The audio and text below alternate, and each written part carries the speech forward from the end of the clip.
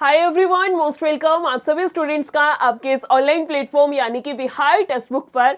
और जैसे ही आपने देखा होगा कि बिहार में वो जो एक इलेक्शन वाला फेज खत्म हुआ है, उसके बाद मैं ये कह सकती हूँ कि आयोग थोड़ा सा एक्टिव हो चुका है।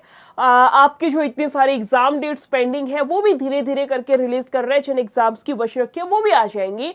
इसी के साथ साथ बहुत सारी आपकी न्यू वैकेंसीज भी निकाली जा रही है, उनका एग्जाम कंडक्ट कराया जा रहा है। जैसे आपका बिहार पुलिस का कराया गया था, अभी ड्राइवर वाला कराया गया था।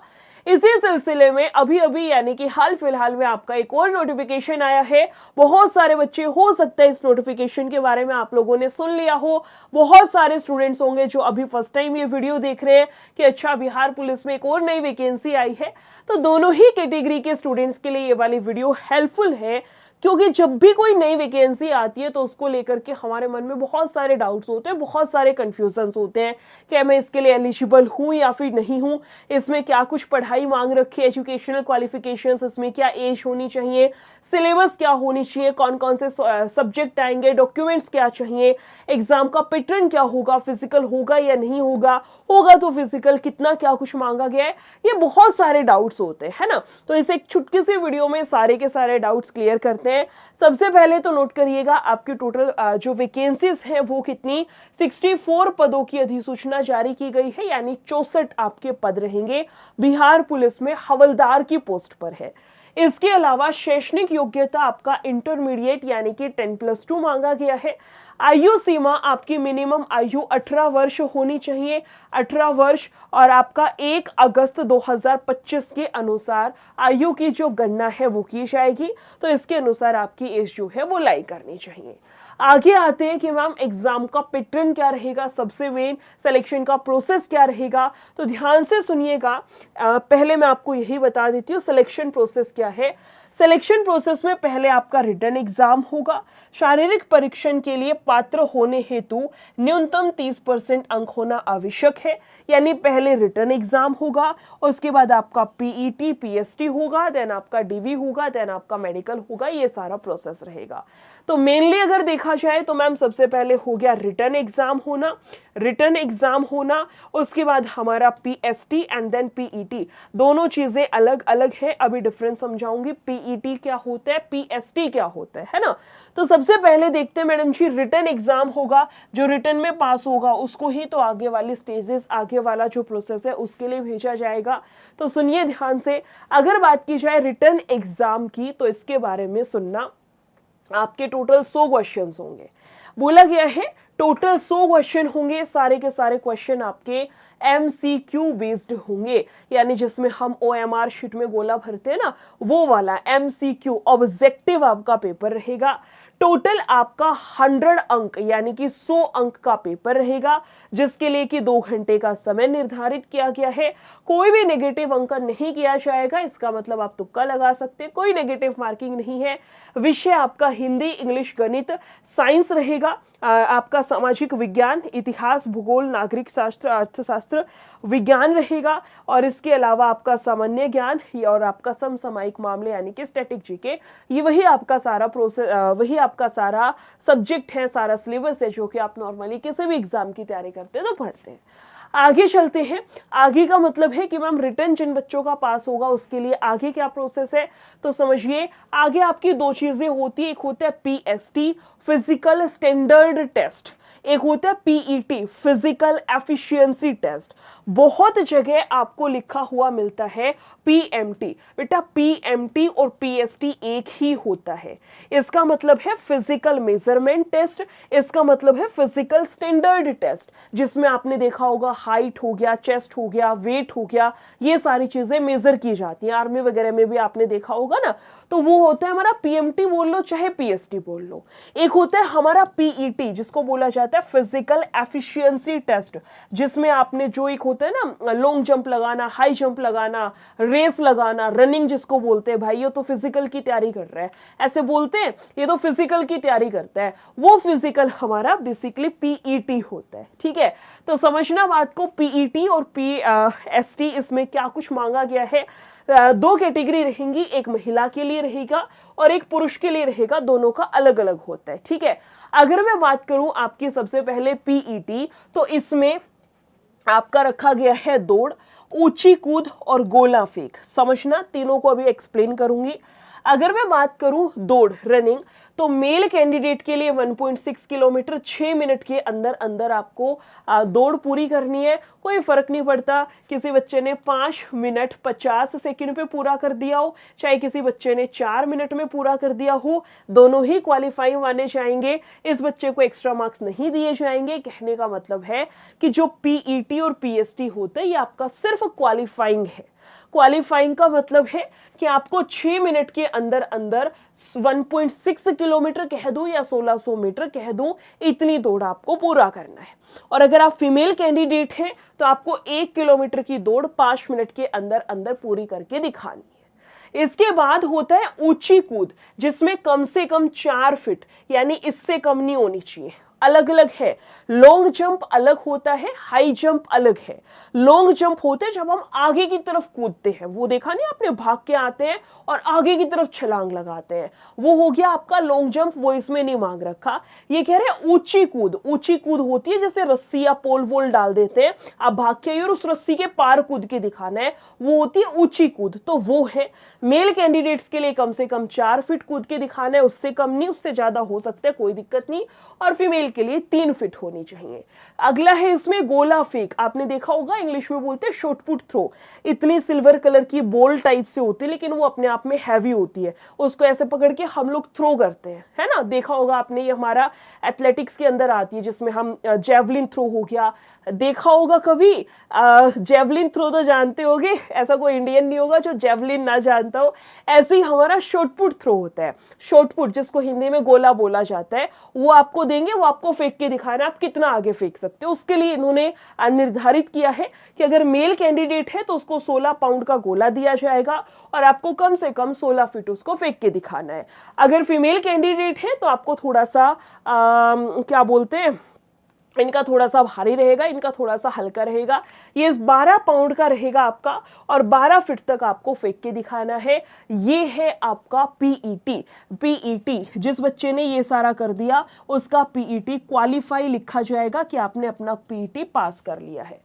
आगे चलते हैं कि मैडम जी पीईटी तो हो गया, आगे चलिए जो आपका पीएसटी है, फिजिकल स्टैंडर्ड टेस्ट हो गया, या पीएमटी है, इसके अंदर भी काफी चीजें हैं। हाइट मेजर होती है, चेस्ट होती है, वेट होता है। समझना, सबसे पहले बात करेंगे हाइट में। हाइट में भी मेल के लिए अलग है, फीमेल के लिए अलग है, उसमें भी कैटेगरी वाइज अलग अलग है। अगर आप जनरल कैटेगरी से सामान्य या फिर पिछड़ा वर्ग से, जनरल या बीसी से मेल है तो 165 सेंटीमीटर हाइट होनी चाहिए, फीमेल की 155 सेंटीमीटर।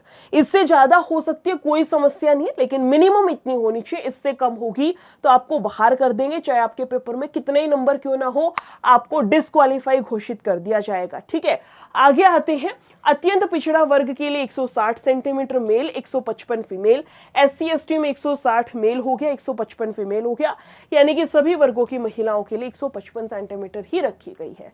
आगे आते हैं हाइट के अलावा चेस्ट मेजरमेंट। याद रखिए, चेस्ट मेजरमेंट केवल बॉयज की ही होती है, जो मेल कैंडिडेट्स हैं उनकी ही होती है, चाहे आप किसी भी एग्जाम में बैठ जाइए।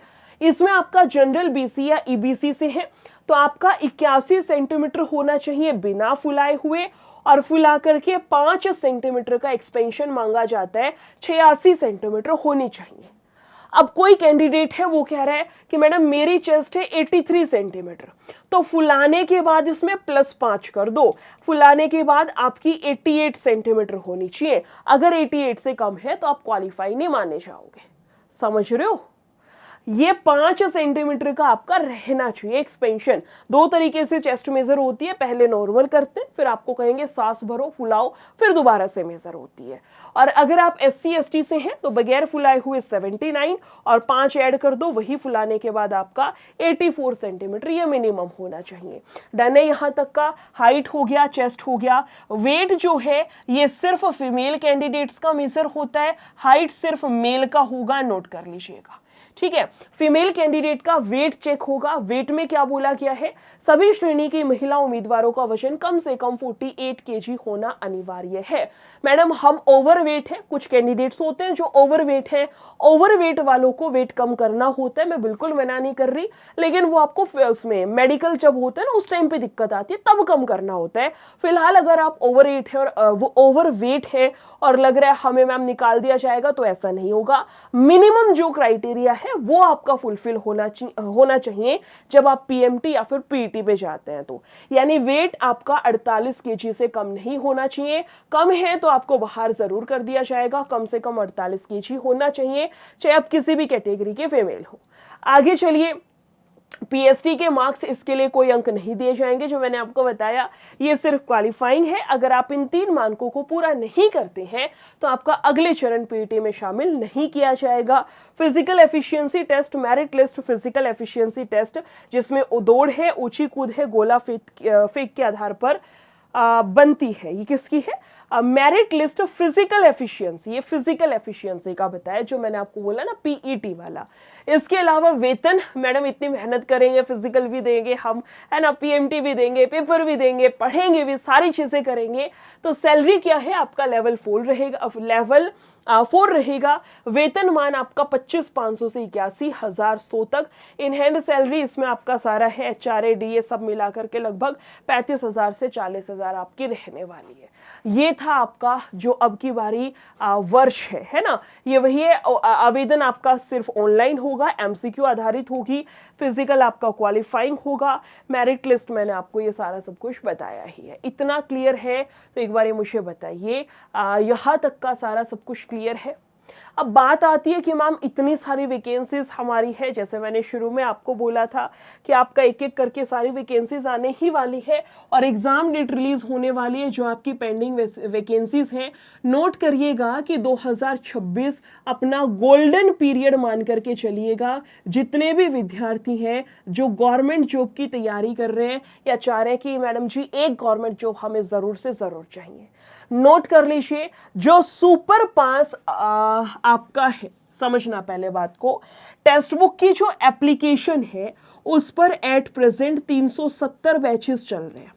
आपके यूपी के सारे बैच, बिहार के सारे बैच हो गए, एसएससी के सारे बैच हो गए, रेलवे के सारे बैचेस मिला दूं मैं, टीचिंग के, बैंकिंग के सब मिला दूं ना, तो मिला करके 370 बैच बनते हैं। और जिस बच्चे के पास सुपर पास है, ये मान के चलिए उसको 370 बैचेस का एक्सेस मिल जाता है। यानी जो ऐसी वैकेंसी आ रखी है या आने वाली है, एक साल की वैलिडिटी मिलेगी। एक साल के अंदर अंदर जितनी भी आपकी वैकेंसीज आएंगी, सभी वैकेंसीज का बैच आपके लिए खुल जाएगा, अनलॉक हो जाएगा। जो ऐसा फॉर्म भर के बैठे हो, जैसे ही उसके एग्जाम डेट आए उसका बैच खोलिए, पढ़ना शुरू करिए। हो सकता है उसका नया बैच हम लेके आए, जैसे इंटर लेवल की वैकेंसी अटक रखी है ना, उसका मान लो एग्जाम डेट आ गई, तो उसी टाइम पे हम आपके लिए एक नया बैच लेके आएंगे, मॉक टेस्ट वाला, जो लास्ट में इंपोर्टेंट मॉक वाला लेके आते हैं, उसका एक्सेस भी आपको मिल जाएगा। कहने का मतलब है भाई, एक साल तक जितने भी वैकेंसीज आएंगी, सारी वैकेंसीज का एक्सेस मिल जाएगा जिस बच्चे के पास सुपर पास है। और अगर कूपन कोड यूज कर लिया निशा 22, NISHA 22, तो ये लिख लो यहां पर कि जो आपकी टेस्ट सीरीज है वो भी आपकी फ्री रहेंगी, इसी के साथ में रहेंगी। आपको अलग से टेस्ट सीरीज खरीदने की भी जरूरत नहीं है। जो पास प्रो खरीदते हो ना, अलग से मत खरीदना, इसी के अंदर टेस्ट सीरीज मिल जाएंगी। जो ऐसा फॉर्म भर रखा है उसकी टेस्ट सीरीज खोल के आप लगा सकते हो।